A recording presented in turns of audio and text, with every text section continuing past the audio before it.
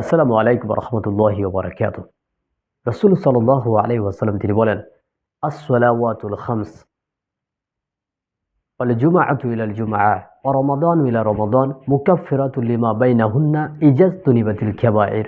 অর্থাৎ যে ব্যক্তি পাঁচ ওয়াক্ত সালাত আদায় করে, এই ব্যক্তির দুই ওয়াক্তের মধ্যবর্তী সময়ে যদি কোনো ছোট পাপ হয় তার দ্বারাতে, এবং যে ব্যক্তি জুমার সালাত আদায় করলো দুই জুমার মধ্যবর্তী সময়ে সেই ব্যক্তির দ্বারাতে যদি কোনো ছোট পাপ বা ছোট গুনাহ সংগঠিত হয়ে যায় তাহলে তার জন্য, এবং যে ব্যক্তি রমজান মাসে সিয়াম পালন করেছে দুই রমাদানের মধ্যবর্তী সময়ে যদি সেই ব্যক্তির দ্বারাতে কোনো পাপ সংগঠিত হয়, ছোট ছোট পাপ, তাহলে রাসূল সাল্লাল্লাহু আলাইহি ওয়াসাল্লাম তিনি বলছেন যে আল্লাহ সুবহানাহু ওয়া তাআলা তার এই মধ্যবর্তী সময়ের পাপগুলোকে ক্ষমা করে দেবেন।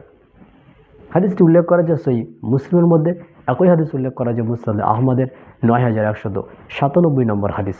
এই হাদিসে স্পষ্ট প্রমাণ হচ্ছে যে পাঁচ ওয়াক্ত সালাত আদায় করার ফজিলত, সেই সাথে সাথে এই হাদিস থেকে আরও প্রমাণ হচ্ছে জুমার সালাত আদায় করার ফজিলত, এবং তার সাথে এটিও প্রমাণ হচ্ছে রমাদান মাসে সিয়াম পালন করার ফজিলত। উক্ত হাদিসটি পরপর তিনটি ফজিলত বর্ণনা করা হলো। এক, যদি কোনো ব্যক্তি পাঁচ ওয়াক্ত সালাত আদায় করে থাকে তাহলে সেই ব্যক্তির পাঁচ ওয়াক্ত সালাত আদায়ের জন্য যদি দুই ওয়াক্তের মধ্যবর্তী সময়ে তার দ্বারাতে কোনো ছোট ছোট পাপ বা গুনাহ হয়ে যায় তাহলে আল্লাহ সুবহানাহু ওয়া তাআলা সেই পাপগুলোকে ক্ষমা করে দিবেন।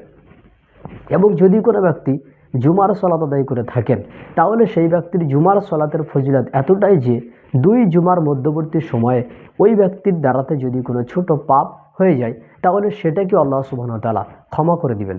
একইভাবে যদি কোনো ব্যক্তি রমাদান মাসের সিয়াম পালন করে তাহলে রমাদানের সিয়ামের ফজিলত এতটাই যে দুই রমাদানের মধ্যবর্তী সময়ের ছোট ছোট যদি ওই ব্যক্তির পাপ হয়ে যায়, পুরো এক বছরের পাপ আল্লাহ সুবহানাহু ওয়া তাআলা তিনি মাফ করে দিবেন। তবে এই পাপগুলো বড় পাপ নয়, এগুলো হচ্ছে ছোট পাপ। কারণ বড় পাপ আল্লাহ সুবহানাহু ওয়া তাআলার নিকটে মাপ চাইতে গেলে তার জন্য তাওবা করতে হবে।